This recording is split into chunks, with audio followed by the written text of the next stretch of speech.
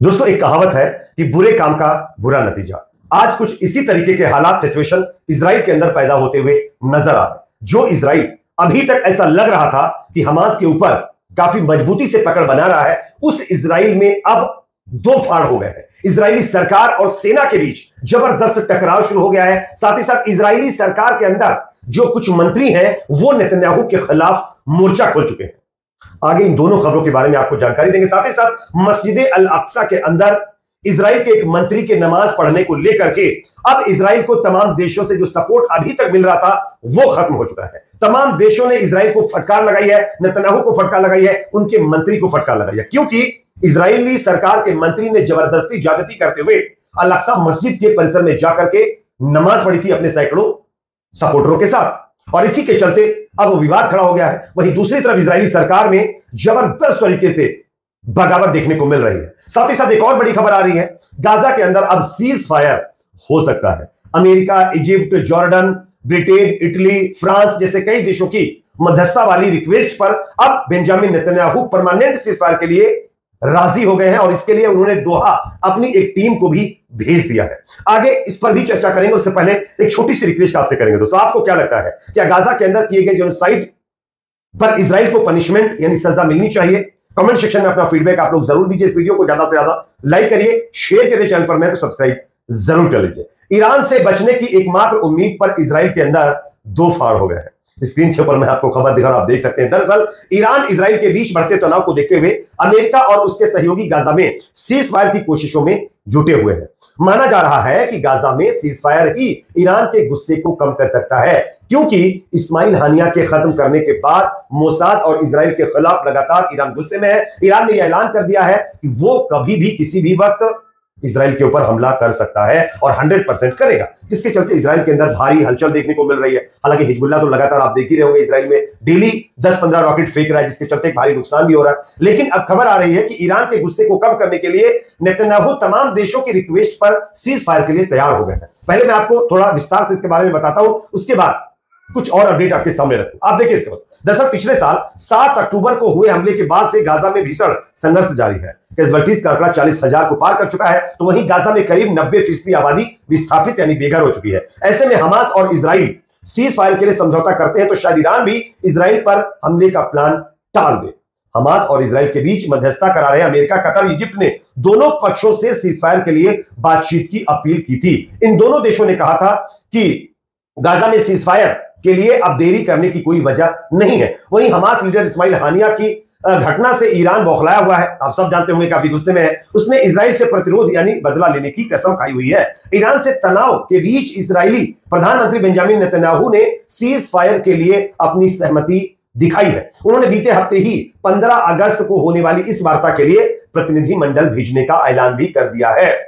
अब जब ये तमाम चीजें हो गई हैं तो यहां पर इजरायली सरकार में दो फाड़ होते हुए नजर आ रहे। एक तरफ रक्षा मंत्री, दूसरी तरफ इजराइल के एक और सरकार के मंत्री, और तीसरी तरफ नेतन्याहू आपस में ही एक दूसरे के ऊपर हमले करने शुरू कर चुके हैं। सीज फायर वार्ता के बीच नेतन्याहू के इस ऐलान के बाद से इजराइल की सरकार में मतभेद की खबरें सामने आ रही। मंगलवार को तिशा बाव के मौके पर इजराइल के दक्षिणपंथी नेता और राष्ट्रीय सुरक्षा मंत्री इतामार बेन गवीर ने अल अक्सा मस्जिद का दौरा किया। हालांकि इस दौरे का एक वीडियो वायरल हो रहा है, जो मैं आप लोगों को दिखाना चाहता हूं। देखिए किस तरीके से जबरदस्ती इस कट्टरपंथी सोच के व्यक्ति ने मस्जिद अल अक्सा, जहां पर इन लोगों के ऊपर प्रतिबंध लगा हुआ है, ये वहां पर जाकर के अपना प्रेयर नहीं कर सकते, वहां पर इसने घुस करके प्रेयर करने की कोशिश की है। उसके बाद नेतन्याहू के ऊपर हमला किया। देखिए वीडियो। אנחנו בתשעה באב, הר הבית, אני מציין כאן את חורבן בית המקדש. אני צריך גם להגיד ביושר, יש התקדמות מאוד מאוד גדולה כאן במשילות, בריבונות, תמונות של יהודים שמתפללים, כמו שאמרתי, המדיניות שלנו היא לאפשר תפילה. אבל אני אומר גם דבר נוסף, אנחנו חייבים לנצח במלחמה הזאת, חייבים לנצח, לא ללכת לוועידות בדוחה או בקהיר, אלא לנצח אותם, להפיל אותם על הברכיים. זה המסר, אנחנו יכולים לנצח את החמאס, להפיל אותו על הברכיים. जैसा कि दोस्तों आप लोगों ने इस वीडियो को देखा, अब जब मस्जिद अल अक्सा परिसर में यह व्यक्ति पहुंचा तो इस दौरान उन्होंने अपना एक वीडियो स्टेटमेंट जारी किया है, जिसमें बेन गवीर कह रहे हैं कि उनकी सरकार को हमास के साथ गाजा सीज फायर वार्ता में शामिल नहीं होना चाहिए। उन्होंने जोर देते हुए कहा कि हम इस मुकाबले को जीत सकते हैं, हमें हमास को घुटनों पर लाना होगा।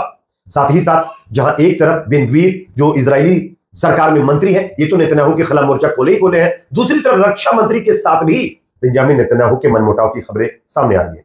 बताया जा रहा है कि यहां इससे पहले बेंजामिन नेतन्याहू और रक्षा मंत्री योव गैलेंट के बीच भी दरार की खबरें आ रही थी। इजरायली मीडिया के मुताबिक एक बैठक के दौरान योव गैलेंट ने नेतन्याहू के गाजा में हमास पर संपूर्ण जीत को बकवास बताया था। हालांकि गैलेंट ने यह टिप्पणी संसदीय समिति की बैठक के दौरान बंद कमरे में दी थी, लेकिन इजरायली मीडिया में यह लीक हो गई। वहीं नेतन्याहू ने भी पलटवार करते हुए अपने ही देश के रक्षा मंत्री के खिलाफ बड़ा बयान दिया था। उन्होंने कहा था कि गैलेंट को उनकी नहीं, यानी इजराइल के पीएम बेंजामिन नेतन्याहू की नहीं, बल्कि हमास नेता याह्या सिनवार की आलोचना करनी चाहिए। इजरायली प्रधानमंत्री कार्यालय की ओर से कहा गया है कि इस तरह की बयानबाजी बंधकों की रिहाई के समझौते को नुकसान पहुंचा सकते हैं। इन तमाम बयानों के आधार पर माना जा रहा है कि ईरान से बढ़ते तनाव के बीच इजराइल की सरकार में सब कुछ ठीक नहीं चल रहा है और अब देखना होगा कि गुरुवार को होने वाली बैठक से क्या नतीजा निकलता है। इसलिए मैंने आपको शुरुआत में ही कहा कि बुरे काम का बुरा नतीजा, और आज यही इजराइल के साथ होता हुआ नजर आ रहा है। जिस तरीके से इजराइल ने गाजा को पूरी तरीके से डिस्ट्रॉय करने की कोशिश की, आज उसी के लिए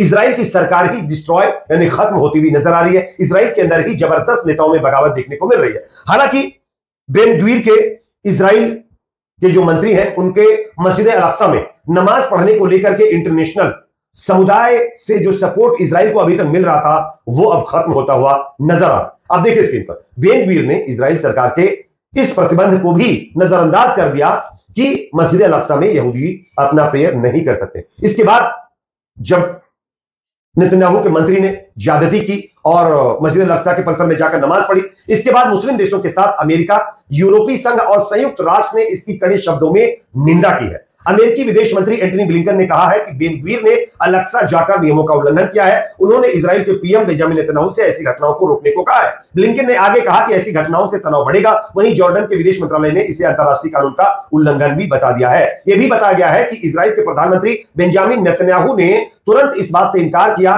कि यहूदियों को इस स्थान पर नमाज पढ़ने से रोकने वाले नियमों में कोई बदलाव किया जाएगा, जो मुसलमानों के लिए भी पवित्र है। उन्होंने सत्तारूढ़ गठबंधन के एक नेता बेन ग्वीर को भी फटकार लगाई है, यानी कि बेन ग्वीर के मस्जिद अल-अक्सा में नमाज पढ़ने का मुद्दा अब पूरी दुनिया में फैल रहा है और तमाम देश जो अभी तक इजराइल को तमाम मुद्दों पर सपोर्ट करते हुए नजर आ रहे थे, वो अब अपने अपने हाथ इजराइल के लिए खड़े कर चुके हैं, जिसके चलते इजराइल अब दुगनी मुश्किलों में फंसता जा रहा है। क्योंकि अगर ईरान इजराइल के ऊपर हमला करता है, अमेरिका, ब्रिटेन जैसे देशों की सहायता इजराइल के लिए बहुत जरूरी है, लेकिन बेन ग्वीर ने मस्जिद अल-अक्सा में जाकर के नमाज पढ़ने पर जो विवाद खड़ा किया है, इससे नेतन्याहू और इजराइल को जो सपोर्ट मिल रहा था, वो धीरे धीरे कम हो रहा है, जिसके चलते इजराइल ना इधर का रह रहा है ना उधर का रह रहा। आने वाले दिनों में जो देश अभी तक इजराइल के सपोर्ट में बात कर रहे थे, वो अब उसके खिलाफ हो गए हैं, जो कि इजराइल के लिए बहुत ही दुखद है और हमास के लिए एक बहुत बड़ी जीत भी माना जा सकता है। अगर ईरान इजराइल के ऊपर कभी भी किसी भी वक्त हमला करेगा, तो इजराइल उसको कैसे टैकल करेगा, यह शायद सोचने वाली बात है। और वैसे भी हिजबुल्लाह, हुती, हमास के साथ मिलकर ईरान एक बहुत बड़े प्लान पर काम कर रहा है। और अगर गाजा के अंदर ये जो सीजफायर वाली बातचीत आज होनी है, मीटिंग होनी है, इस पर कोई फैसला नहीं आता है, कोई इसमें जो है अंतिम रास्ता नहीं निकलता है, तो आप यकीन मानिए आने वाले कुछ ही दिनों या घंटों के बाद ईरान इजराइल के ऊपर हमला कर सकता है, जिससे इजराइल को भारी खामियाजा भुगतना पड़ सकता है। इस पर आपकी क्या राय कमेंट सेक्शन में बताइए। वीडियो को लाइक शेयर, चैनल को सब्सक्राइब जरूर।